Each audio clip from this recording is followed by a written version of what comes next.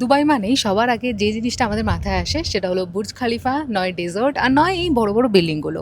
তো আজকে এমন একটা জায়গায় যাচ্ছি, সেখানে গেলে তোমাদের মনে হবে যে আমরা যেন কোনো রেন ফরেস্টে চলে এসেছি।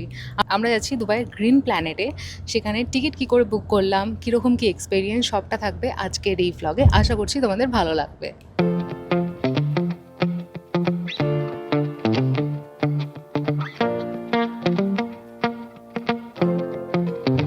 আচ্ছা, কী করে পৌঁছাতে হবে তোমাদেরকে বলে দিই।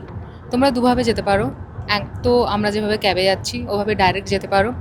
আদারওয়াইজ তোমরা রেড লাইনে করে বুর্জ খলিফা নামতে পারো। ওখান থেকে বাসে করে 81 নম্বর বাসে করে ওয়াসাল এমিরেটস ব্যাংক 2তে নেমে সেখান থেকেও আরও 10 মিনিটের হাঁটা। তো আমার মনে হয় ডিরেক্ট ক্যাবে যাওয়াটাই বেটার হবে। চলে এসেছি গ্রিন প্ল্যানেটের সামনে, যাব ভেতরে। আমাদের টিকিট আমরা ক্লুক থেকে বুক করেছিলাম, আর এক একটা টিকিটের প্রাইস নিয়েছে 113 দিরহাম, মানে ইন্ডিয়ান কারেন্সিতে ওই 2900 টাকার সমান। আর এই জায়গাটা হলো সিটি ওয়াকে, ভীষণ সুন্দর এরিয়া। চলো ভিতরে যাব। প্রচণ্ড গরম।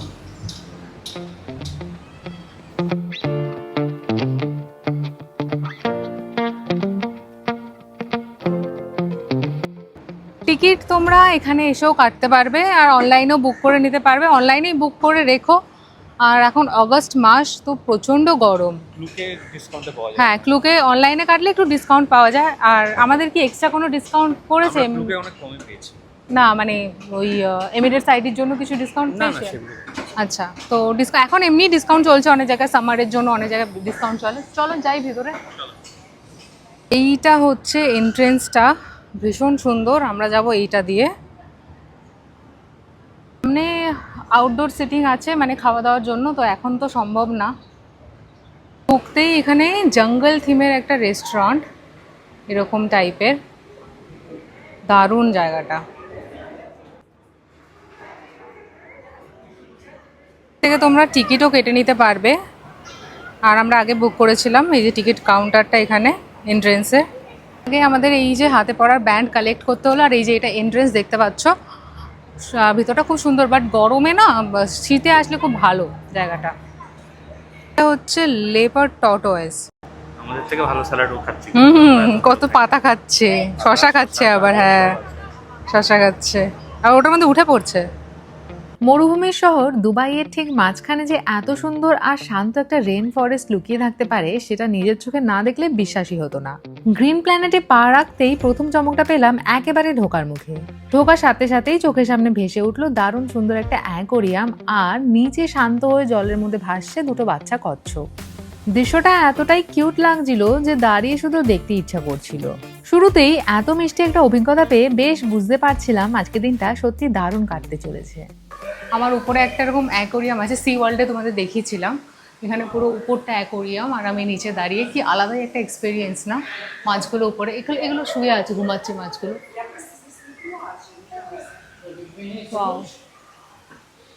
আচ্ছা, আমাদেরকে লেভেল 4-এ যেতে হবে, আর ওখান থেকে তারপর ঘুরে ঘুরে নামতে হবে। জিনিসটা অনেকটা এরকম দেখতে।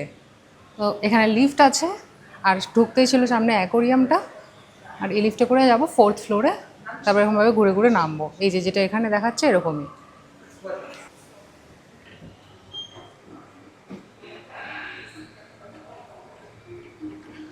এটা একটা আলাদা রকম এক্সপেরিয়েন্স। মানে অনেকদিন ধরে একটা প্ল্যান হচ্ছিল, আসার হয়নি। মানে সব পাখিগুলো না এখানে খোলা আছে, কাউ বলো, সব বলো, চিড়িয়াখানা আমরা দেখি যেমন খাঁচার ভিতরে, এখানে কিন্তু ওপেন। তো এগুলো গায়ে এসেও বসে অনেক সময়। হ্যাঁ, স্লথ টাচ করা যায়, কিন্তু ওটা এক্সট্রা টিকিটের। হ্যাঁ, সেটা করবো না। সাপ ব্যাংক সবই আছে এখানে। দেখা যাক। এসে গেছি 4th ফ্লোরে।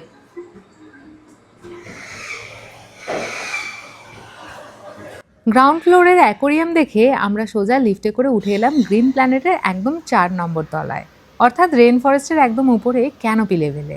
লিফট থেকে বের হতেই চোখের সামনে ভেসে উঠলো গাছে গাছে উড়ে বেড়ানো আর ডালপালায় বসে থাকা নানান সব পাখি। একদমই শুরুতে আমাদের নজরে এলো দারুণ সুন্দর একটা গোলাপি কাকাতুয়া, মাথায় তার লাল ঝুঁটি। কাকাতুয়া পাখিটা দেখতে সত্যিই দারুণ লাগছিল। রেন ফরেস্টের 4 তলায় এই উঁচুতে গাছে গাছে পাখিদের এরকম মুক্ত বিচরণ দেখাটা একটা সত্যিই সুন্দর অনুভূতি। পুরো গ্রিন প্ল্যানেটে প্রায় 3000-এর বেশি বিভিন্ন প্রজাতির গাছপালা, প্রাণী আর নানা জাতের পাখি রয়েছে। তবে এর মধ্যে সবথেকে বেশি পাখিদের দেখা মিলবে কিন্তু এই 4 তলার উপরের অংশটাতেই। এখানে হাঁটতে হাঁটতে চারিপাশে সবুজ দেখে মনে হতেই পারে যে আমরা হয়তো বিশাল কোনো আসল গাছের চারিপাশে ঘুরছি, কিন্তু মজার বিষয় হলো মাঝখানে যে বিশাল আকার গাছের কাণ্ড বা পিলারটা দেখছো, ওটা কিন্তু কোনো আসল গাছ নয়। ওটা পুরোটাই ম্যানমেড বা কৃত্রিমভাবে তৈরি করা একটা স্ট্রাকচার। তবে এই কৃত্রিম পিলারটাকে কেন্দ্র করে চারিপাশে যে সমস্ত গাছপালা বা লতাগুল্ম জড়িয়ে আছে, সেগুলো কিন্তু শতভাগ আসল ও জীবন্ত গাছ। কৃত্রিম আর আসলের এই দারুণ মেলবন্ধনেই পুরো চারতলা যেন সত্যি এক জাদুকরী ক্রান্তীয় বনের রূপ নিয়েছে।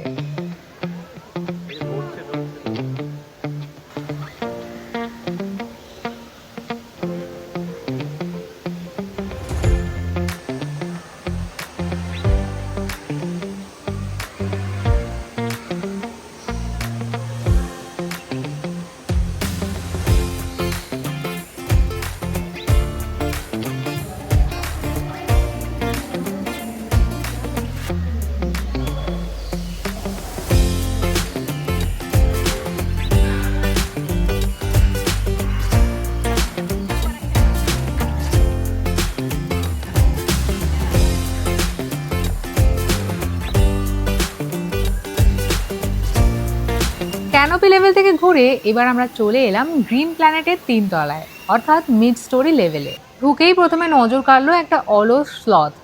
গাছের ডালে উল্টো হয়ে ঝুলে বেশ শান্তিতে ঘুমোচ্ছিল সে। তবে এই জোনের সব থেকে থ্রিলিং আর ইন্টারেস্টিং অভিজ্ঞতা ছিল ঠিক একটু পরেই। জীবনে প্রথমবার একদম সরাসরি একটা সাপের গায়ে হাত দেওয়ার সুযোগ পেলাম। এটা ছিল একটা বল পাইথন। সত্যি বলতে ছুঁয়ে দেখার আগে পর্যন্ত বুঝিনি সাপের স্কিন বা ত্বক এত নরম আর মসৃণ হতে পারে। অবশ্য ছোঁয়ার পরপরই হাত স্যানিটাইজ করে নিয়েছিলাম। মিড স্টোরি লেভেলে একটু এগোতেই আমাদের চোখে পড়লো একদম অন্যরকম আর ভীষণ কিউট একটা প্রাণী, cotton top tamarin.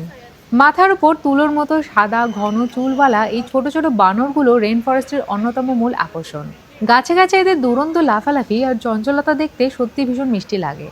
Green planet খোলা থাকে সপ্তাহে প্রতিদিন সকাল 10টা থেকে একদম সন্ধ্যে 6টা পর্যন্ত। টিকিট কেটে তাই হাতে পর্যাপ্ত সময় নিয়ে চলে আসতেই পারো এই প্রকৃতির সৌন্দর্য আর বিরাল সমস্ত পশু পাখির দারুণ অভিজ্ঞতা নিতে। এবার আমরা চলে এসেছি গ্রিন প্ল্যানেটের এমন একটা রোমাঞ্চকর অংশে যেখানে চোখ মেলেই দেখা মিলবে প্রকৃতির অদ্ভুত সব ছোট ছোট প্রাণীর। এখানে কাচের জারের মধ্যে রয়েছে রেন ফরেস্টের জায়ান্ট শামুক, অনেক রকমের অদ্ভুত কীটপতঙ্গ, আরও একটু এগোলেই চোখে পড়বে চোখ ধাঁধানো উজ্জ্বল এবং রঙিন বিষাক্ত ব্যাঙের প্রজাতি। তবে সব থেকে অবাক করার মতো জিনিস ছিল এই বিশাল আরশোলাগুলো, যাদের নাম হলো মাদাগাস্কার হিসিং ককরোচ। সাধারণ আরশোলার থেকে এগুলো সাইজে অনেক বড় আর ভয়ঙ্কর সুন্দর। আমরা তো ভেবেছিলাম কাচের বাইরে থেকেই শুধু এদেরকে দেখবো, কিন্তু এখানকার গাইড হঠাৎ করে এই বিশাল ককরোচগুলো আমার হাতের তালুতে দিয়ে দিল। সত্যি বলতে প্রথমে একটু ভয়ে আর গা ছমছম করলেও বিশাল এই আরশোলাগুলো নিজের হাতে স্পর্শ করার অনুভূতিটা কিন্তু ছিল চরম রোমাঞ্চকর। ফিশিং ককরোচের রোমাঞ্চ সামলে উঠতে না উঠতেই গাইড যেন সারপ্রাইজের ঝুলি খুলে বসলো। এবার আমার হাতে দিল একটা বিশাল জায়ান্ট স্নেল, মানে বিশাল একটা শামুক। প্রথমে অবশ্য ভয় কাটানোর জন্য একটা লেটুস পাতার উপর আমার হাতে বসিয়ে দেওয়া হয়েছিল, আর পাতাটা থাকায় সেরকম ভয় লাগেনি, কিন্তু আসল মজা তো একটু পরেই হলো। গাইড সেই লেটুস পাতাটাকে সরিয়ে আবার জ্যান্ত শামুকটাকে আমার হাতের একদম তালুতে বসিয়ে দিল।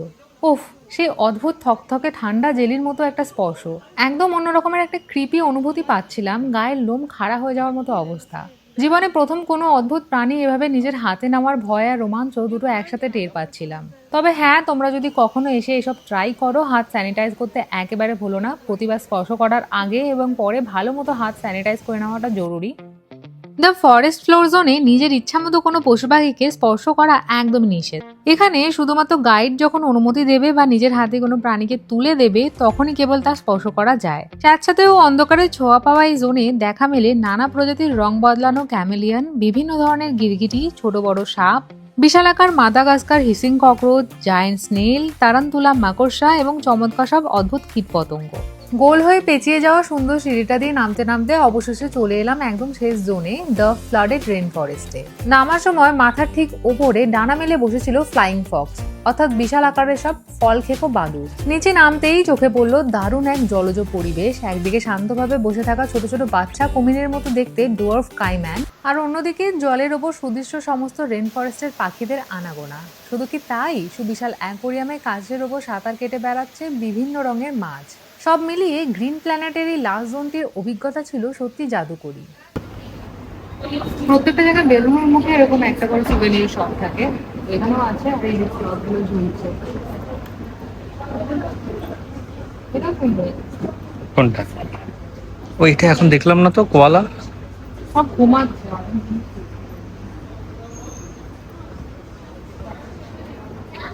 দেখো বাদর।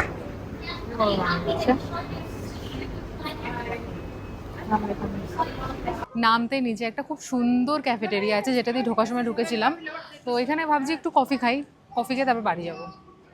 আমরা এনজয় করি আমাদের কফি, আর তোমরা ঝটপট কমেন্টে জানো আজকের এই ব্লগটা তোমাদের কেমন লাগলো। আর যদি ভালো লেগে থাকে তাহলে লাইক করতে ভুলো না, আর আমার চ্যানেলে যদি নতুন হয়ে থাকো আমার চ্যানেলটাকে সাবস্ক্রাইব করে পাশে থেকো। দেখা হবে তোমাদের সাথে খুব শিগগিরই পরবর্তী একটা ব্লগে। ভালো থেকো সবাই, টাটা।